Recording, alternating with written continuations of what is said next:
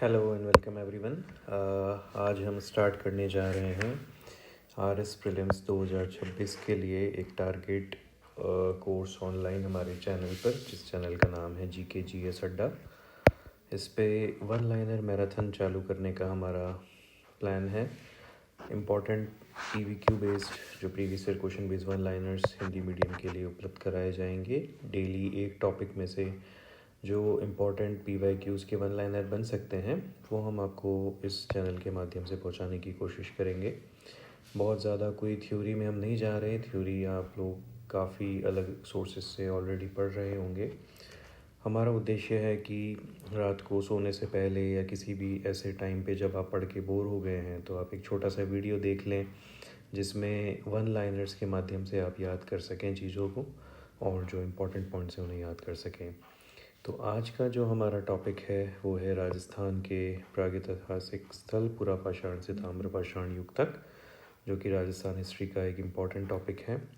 और कई सवाल इसमें से आते हैं हर राजस्थानी आरपीएससी के एग्ज़ाम में। तो बिना टाइम वेस्ट किए हम चालू करते हैं। उम्मीद है आप लोगों को इस चैनल के और इन वीडियोज़ के माध्यम से रिवीजन में काफ़ी हेल्प मिलेगी। तो पहला टॉपिक जो है पुरापाषाण युग, जो कि पैलियोलिथिक एज भी जिसे कहा जाता है। तो राजस्थान में पुरापाषाण युग के सर्वाधिक प्रमाण कहाँ से मिले हैं? लूणी नदी की घाटी से। देखिए, फिक्स पॉइंट्स हैं जो याद रखने हैं। आखिर में आपको बड़ी किताबें, बहुत सारे पन्ने याद नहीं आएंगे। ये जो कुछ पॉइंट्स हैं, जो टिप्स है, वो याद आएगी।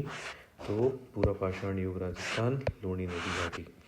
डीडवाना नागौर राजस्थान का सबसे प्रमुख कौन सा है? पुरापाषाण स्थल है। पुरापाषाण के बारे में पहला पॉइंट हमने लूणी नदी याद किया, दूसरा पॉइंट याद किया डीडवाना नागौर।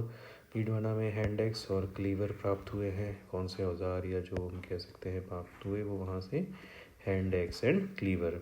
पुरापाषाण युग का मानव आखेटक एवं खाद्य संग्राहक था। ये इस पे भी एमसीक्यू बन सकता है और बना भी है कि खाद्य संग्राहक कौन से निम्न में से कौन से युग का मानव था? तो वो पुरापाषाण युग का। इस युग में मानव कृषि से अनभिज्ञ था।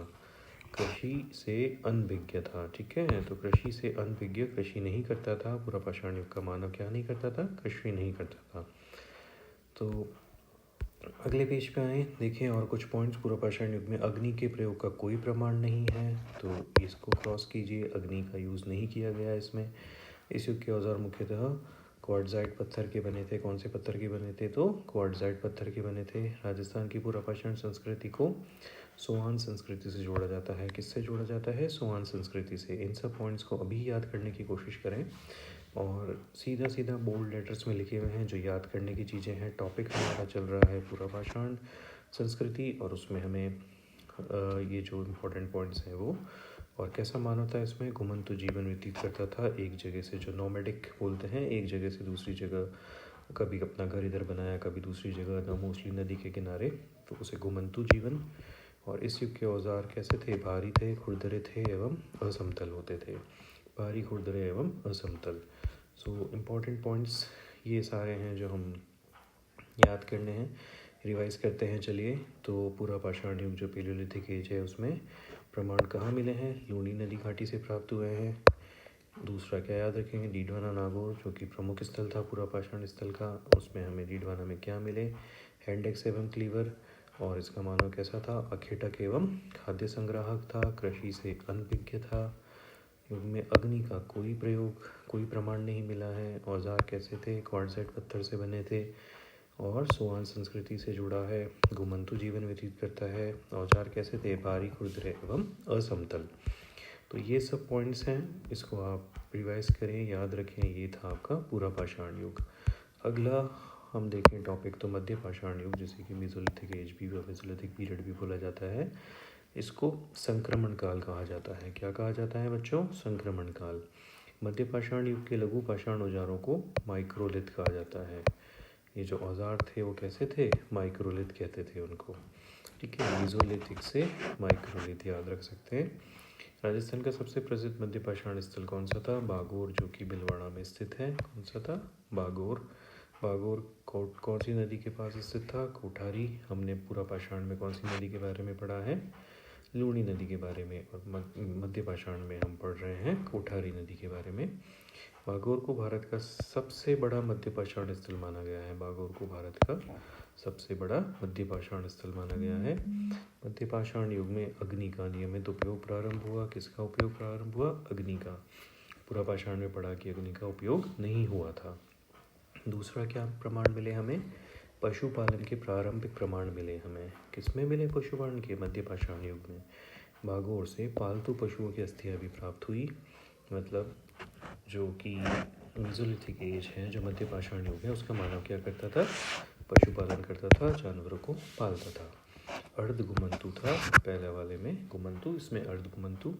इस युग में धनुष बाण का प्रयोग आरंभ हुआ। किसका आरंभ हुआ? धनुष बाण का। सो फिर से फटाफट से रिवाइज करते हैं, अभी इसको याद करके छोड़ें आज सोने से पहले। तो मध्य पाषाण युग के बारे में हम बात करेंगे। संक्रमण काल कहा जाता है। औजारों को माइक्रोलिथ कहा जाता है। सबसे प्रसिद्ध कौन सा स्थल था? बागोर बिलवाड़ा। कौन सी नदी? कोठारी नदी। भारत का बागोर को भारत का सबसे बड़ा मध्य पाषाण स्थल माना गया है। अग्नि, इसका नियमित प्रयोग, पशुपालन, पालतू पशुओं की अस्थियां, अर्ध घुमंतु जीवन और धनुष बाण का प्रयोग, ये सारे पॉइंट्स हैं मध्य पाषाण युग या मेसोलिथिक पीरियड से। तीसरा टॉपिक जो है आज का, नवपाषाण युग, जिसे नियोलिथिक पीरियड भी कहा जाता है। सबसे बड़ी विशेषता कृषि का प्रारंभ। यहाँ पे क्या हुआ? कृषि प्रारंभ हुई। इस युग को खाद्य उत्पादक अवस्था, that is food producing stage भी कहा जाता है। बहुत इंपॉर्टेंट पॉइंट है। खाद्य उत्पादक व्यवस्था या फूड प्रोसेसिंग प्रोड्यूसिंग स्टेज कौन से युग में चालू हुई? नवपाषाण युग में। प्रमाण सीमित मात्रा में ही मिले हैं राजस्थान में इसके प्रमाण। और इस युग में घिसे हुए एवं चिकने औजार, पहले वाले में खुरदुरे औजार थे, इसमें घिसे हुए एवं चिकने औजार बनाए गए। तो उसको और रिफाइन किया गया है ना, जैसे जैसे डेवलपमेंट होता गया मानव का, औजारों को रिफाइन करते गए। स्थायी निवास, नोमैडिक घुमंतु नहीं थे, परमानेंट सेटलमेंट्स थे, एक जगह अपना घर बना के वहीं जीवन व्यतीत करते थे, है ना। नवपाषाण काल में मिट्टी के बर्तनों का प्रयोग हुआ। किसका हुआ? मिट्टी के बर्तनों का। और नवपाषाण युग ने ताम्रपाषाण युग की नींव रखी। सो कुछ ही पॉइंट्स हैं इसमें जो याद करने के हैं। नवपाषाण युग को नियोलिथिक एज कहा जाता है। सबसे इम्पोर्टेंट क्या है? कृषि प्रारंभ हो गई, खाद्य उत्पादक अवस्था या फूड प्रोड्यूसिंग स्टेज, और राजस्थान में सीमित मात्रा में मिले हैं। नवपाषाण में कैसे? घिसे हुए एवं चिकने औजार बनाए गए, और स्थायी निवास, परमानेंट सेटलमेंट्स स्टार्ट हुआ, और मिट्टी के बर्तन मिले इसमें हमें। और इसने नवपाषाण युग ने ताम्रपाषाण युग की नींव रखी। ठीक है। अगला जो आता है ताम्रपाषाण युग, जो कि चालकोलिथिक एज कहा जाता है। ये बहुत बहुत इंपॉर्टेंट है। इसको हम कम से कम 3 स्टार तो देते हैं। इससे क्वेश्चन पूछने की संभावनाएं काफ़ी रहती है, एमसीक्यूज बन सकते हैं। सो ताम्रपाषाण युग में पत्थर एवं तांबे, किसके औजार बनाए गए? पत्थर एवं तांबे के। राजस्थान की प्रमुख ताम्रपाषाण संस्कृति कौन सी है? आहड़ संस्कृति, जो कि कहाँ स्थित है? उदयपुर में। आहड़ संस्कृति कहाँ स्थित है? उदयपुर में। तो आहड़ संस्कृति है। आहड़ संस्कृति को बनास संस्कृति भी कहा जाता है, दोनों को। इसको बनास संस्कृति और आहड़ स्थल है उदयपुर जिले में। आहड़ संस्कृति सिंधु सभ्यता की समकालीन मानी जाती है। आहड़ किसकी समकालीन मानी जाती है? सिंधु सभ्यता की। सो ये पॉइंट्स हो गए इससे रिलेटेड। अगला है आहड़ संस्कृति का प्रमुख मृदभांड, काला लाल मृदभांड है। प्रमुख मृदभांड कौन सा है? इस पर एमसीक्यू पूछा जा चुका है। काला लाल मृदभांड है। गिलून और बालाथल राजस्थान के प्रमुख ताम्रपाषाण स्थल है। कौन से हैं दो इंपॉर्टेंट? गिलून और बालाथल। गिलून और बालाथल। बालाथल से तांबे के औजार एवं मनके प्राप्त हुए। ताम्रपाषाण काल में कृषि एवं प्रमुख पशुपालन था, वो मुख्य व्यवसाय था। ये एमसीक्यू पूछा जा सकता है कि इस युग में ताम्रपाषाण काल में कौन सा मुख्य व्यवसाय थे? कृषि। ए ऑप्शन कृषि है, बी है पशुपालन, और सी है कुछ और दे देंगे, और डी है both A and B. So both A and B answer जाएगा। इस युग के घर कच्ची ईंटों से, मृदा ईंट से बने होते थे। किससे बनते थे इसके घर? मृदा ईंट से। ठीक है।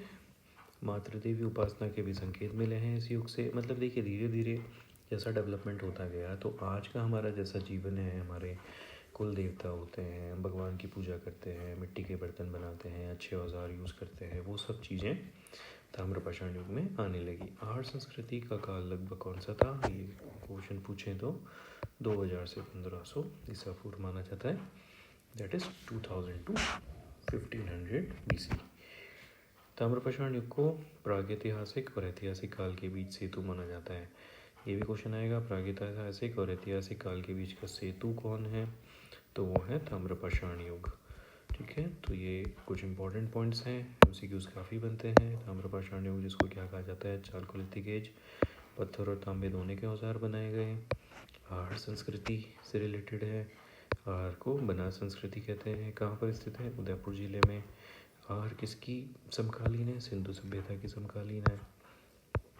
ठीक है, प्रमुख क्या है इस संस्कृति का, मृदबांड काला और लाल मृदबांड है। गीलूंड और बालाथल राजस्थान के प्रमुख ताम्रपाषाण स्थल हैं। बालाथल से तांबे के औजार एवं मनके प्राप्त हुए हैं। ताम्रपाषाण काल में कृषि एवं पशुपालन जो है वो मुख्य व्यवसाय थे। इस युग के घर कच्ची ईंटें मृदा ईंट से बने होते थे। यहाँ मातृ देवी उपासना के संकेत भी मिले। और आहड़ संस्कृति कब हुई, 2000 से 1500 ईसा पूर्व में। और ताम्रपाषाण युग को क्या कहा जाता है, कनेक्टिंग लिंक, बीच का सेतु, जो प्रागैतिहासिक और ऐतिहासिक काल के बीच का सेतु कहा जाता है। अब देखिए, जो परीक्षा जाल हम कहते हैं, जो रिपीटेड, जो ट्रैप जो फंसाते हैं प्रीवियस ईयर क्वेश्चंस के हिसाब से हम देखा जाए तो, कि रीडवाना, पूरा पाषाण बागोर, मध्य पाषाण आहर, ताम्रपाषाण, इसको क्या करेंगे, मिलान प्रश्न, मैच द कॉलम।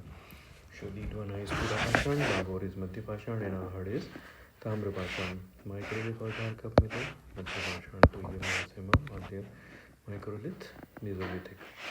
तांबे का प्रयोग कब हुआ, ताम्रपाषाण युग में हुआ।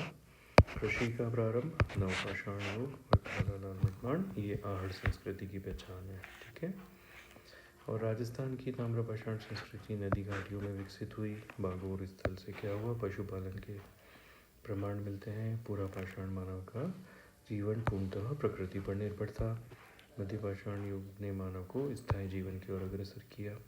सो ये इम्पोर्टेंट टॉपिक है और प्रीलिम्स में काफ़ी क्वेश्चन पूछे जाते हैं। हमारा उद्देश्य ये है कि देखिए, ये कुछ मिनट्स का ही वीडियो है और ऐसे वीडियो रोज़ अपलोड करे जाएं, और इससे आपको रैपिड रिवीजन, जो हमारा उद्देश्य है, पढ़ आप सब रहे हैं, मल्टीपल जगह से पढ़ रहे हैं, but our aim is to just provide you some material for quick revision. ठीक है, सो ये हमारा यूट्यूब चैनल है GSV के अड्डा, इस पर आप सब्सक्राइब कर सकते हैं और डेली ऐसे वीडियोस के लिए सब्सक्राइब करें, लाइक करें, शेयर करें, और जो भी आप अपने सुझाव देना चाहें वो कमेंट बॉक्स में कमेंट करें। Thank you.